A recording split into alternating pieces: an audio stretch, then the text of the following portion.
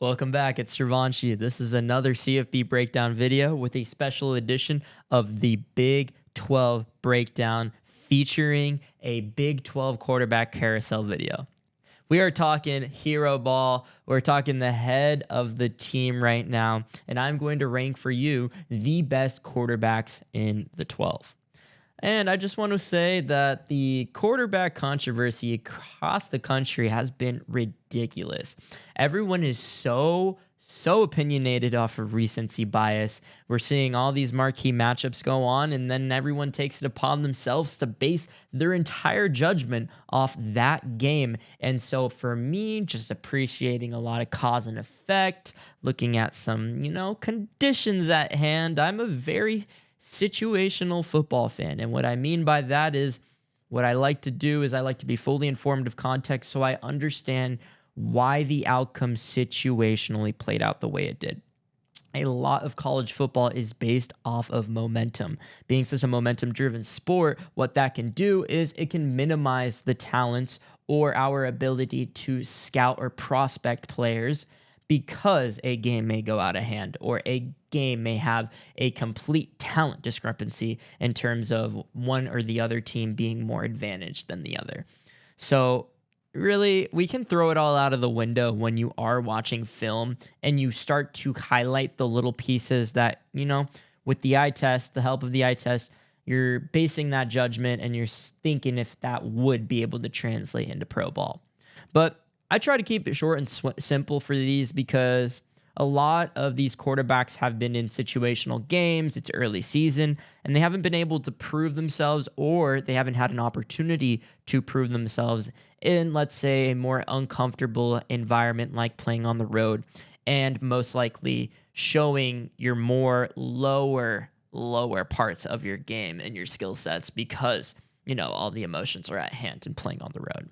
So we're going to go over it. I love to talk the quarterback carousel in the Big 12. I would say there's a lot more controversy on a national window. There's a lot of talent in the SEC. There's some talent in the Big 10. There's some talent in the ACC, and there's some talent in the Big 12. So we could talk quarterbacks, but I think the main thing we want to talk right now is which quarterback is playing the best in their system, playing with a rhythm. That is, of course, a lot of volume on the play caller and their perspective offensive coordinator. So an offensive coordinator and play caller can make or break a talented quarterback. But we're doing our best to be very, very, let's just say, objective this early in the season about these quarterbacks. All right, so number 5. Give me Connor Wigman out of Houston. I know this is a surprising guy to crack the top 5, but coming and being benched before previously at Texas A&M, he was a starter beginning of the season. An injury got him out of that seat, and Marcel Reed was able to take over his position. This sounds like a very situational situation. I can't believe I said that back and forth. But this sounds like a situation where Connor Wigman just was booted out because he was being outplayed by the guy who was waiting for his opportunity. And sometimes that happens in sports. The guy behind you just takes advantage of his opportunity, and that is to your dismay. Like, you are seeking the repercussions of someone else's success. And so Connor Wigman keeping his head down, staying in state as well, props to him, and going to become a Houston Cougar. He's done well. He's played efficient ball. What I've really appreciated was how clean he's looked the last few weeks. I mean, this guy looks confident. Even when Colorado was coming in with their quarterback controversy, trying to start their QB3 because they're just feeling things out, he took advantage of the instability of his opponent, and he balled out. He had a great first half, and then he was able to milk out the clock in the second half and just play ahead of the chains. And I think the buy-in in terms of skill players around Connor Wigman is there. I think they believe in this guy. I think they like playing for him. And this offense itself, like the identity, it looks like a moving train. Like, they have some momentum going on. The whole thing with Houston and their offense is they've had a lot of anemic identity because of their instability at the quarterback position. And I think Connor Wigman undoubtedly is the most stable quarterback they've had since Clayton Tune. Like, it's been almost 4 or 5 years since this bona fide quarterback 2 in the NFL, has came back and really just researched this Houston offense. And that was when they were in the American Conference as well. So they haven't done anything successful in the Big 12 besides being a trap team with a talented defense. So Connor Wigman is here to bridge that gap and to provide some stability for them to play complementary football. And I like Houston right now. I'm very excited to see what they can do against Tech next week. That'd be amazing if they were able to upset the Red Raiders. But give me Connor Wigman at 5. Like, that is just a sleeper guy. He could be honorable mention worthy, but he hasn't done anything to show me that given adversity, he's going to waver and lose the game. All right. Number 4. This one is a sneaky one, okay? You guys in Orlando are going to love this and get a kick out of it. Give me Taven Jackson out of UCF. Scott Frost has fully bought into Taven Jackson after a little bit of instability, trying to think of, I think it was Cam Frencher was getting that starter eligibility. But Taven Jackson has really fulfilled himself in this role. He's played confident ball, clean ball as well, has beaten on his opponents, and situationally has moved the chains. I love his skill set. I think he is a Taylon Green, but he's playing more clean ball than Taylon Green. That may be based on the quality of opponents. You know, if Taven Jackson was putting in the SEC, he's probably looking like Taylon Green. But we are in the Big 12 right now. You've had a easier schedule, you know, just having to adjust. I think it was a really confident, it was a huge confidence booster for Taven Jackson to beat the living crap out of the Tar Heels. But now this is the game where you have to see who you are. Taven Jackson is going into Manhattan, Kansas, playing in the Bill, and I'm really excited to see what UCF can do and playing in memorial of their offensive lineman coach, Sean Clark. I think that buy-in in itself will catapult this team this week, but Taven Jackson, you are my 4th best quarterback in the quarterback carousel in the 12. Congrats. Really, this is just a come out of South type of moment. Who are you? Just met you. Nice to meet you. This is a crazy one, but give me Taven Jackson. I know the hype and buy-in is there on the fan side. I see it all over Twitter. They like this guy. So I like him too. I want to see what he can do against some more quality opponents, and we'll see what he can do in the Bill this week. Number 3. Pains me to say the number 3. 3rd best quarterback in the Big 12. Give me Noah Fafita, playing very consistent ball behind the new offensive coordinator in Daggy. This guy has gone through ups and downs, but he's been privileged as well. I'm not going to act like this guy has just been facing adversity his whole entire college career. Poor Noah Fafita.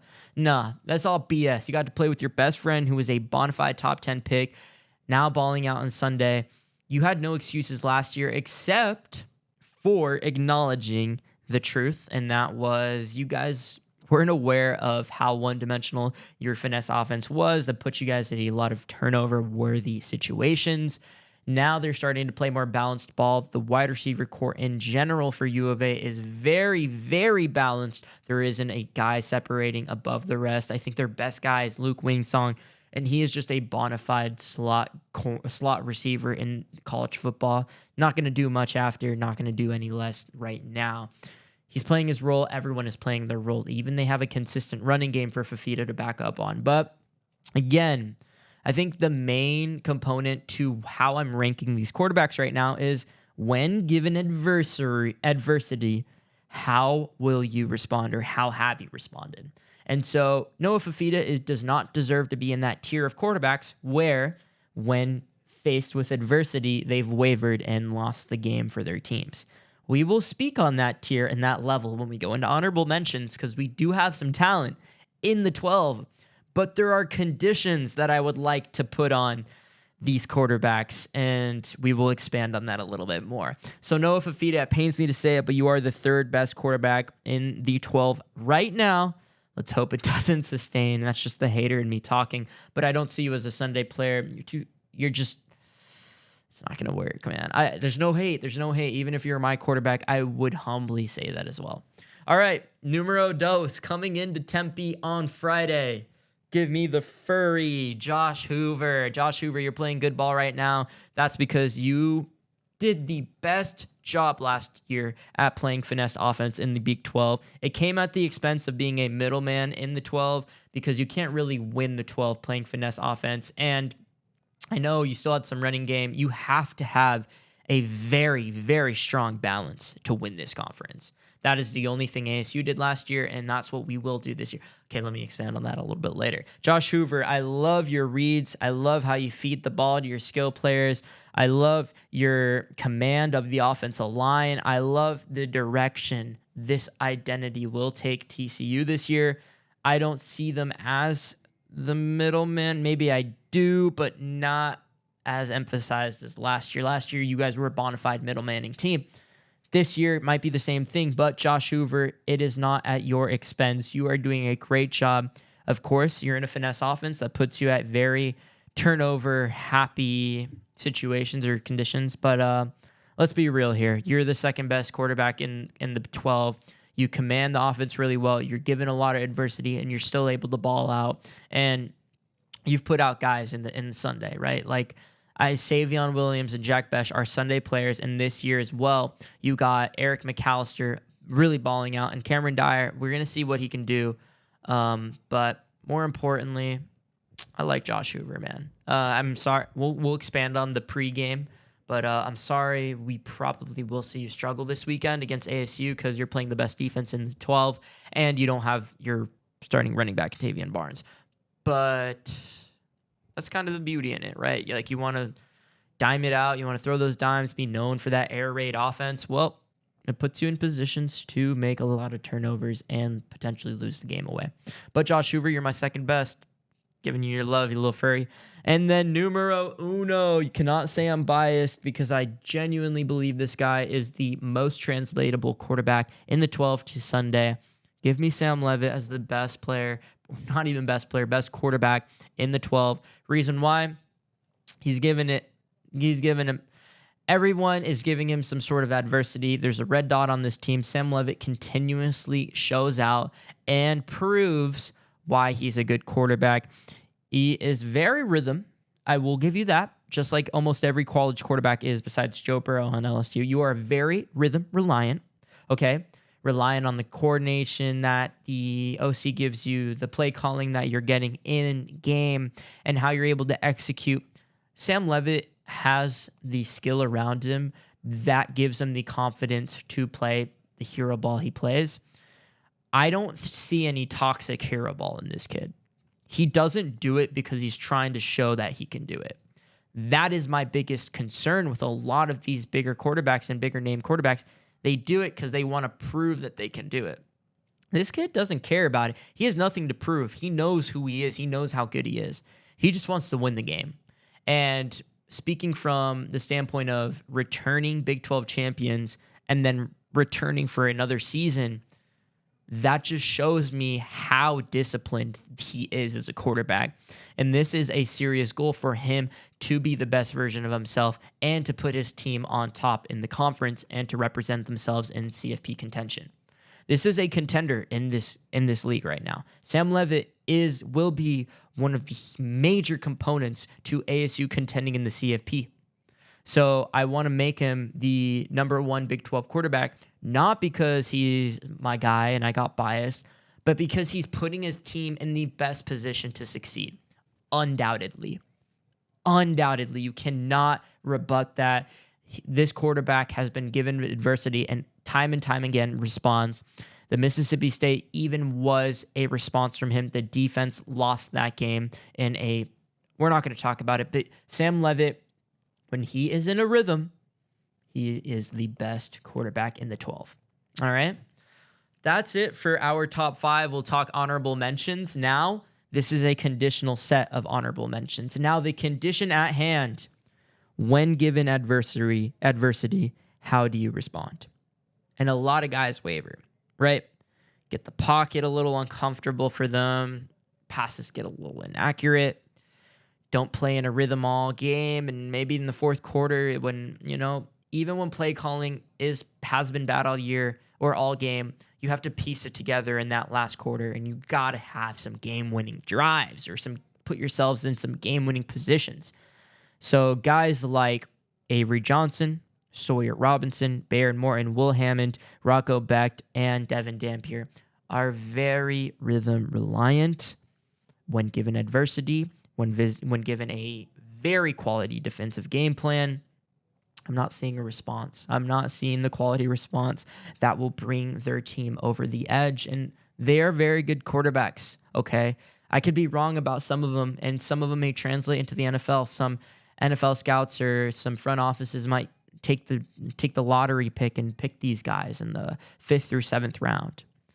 But they're very rhythm reliant. They're never going to extend upon the X's and O's and win a game when there's a lot of doubt.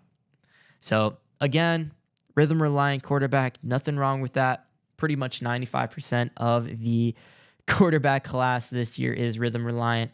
I don't even have a top quarterback right now in the country. We haven't seen enough film yet. It's clownish to assume that you would know the best quarterback. But again, this is the 12s quarterback carousel, another CFB Big 12 breakdown segment presented by Travanci, hosted by the 480. Make sure to check out more of our CFB breakdown, and I'm excited for the rest of the season. All right, guys, thanks so much for watching.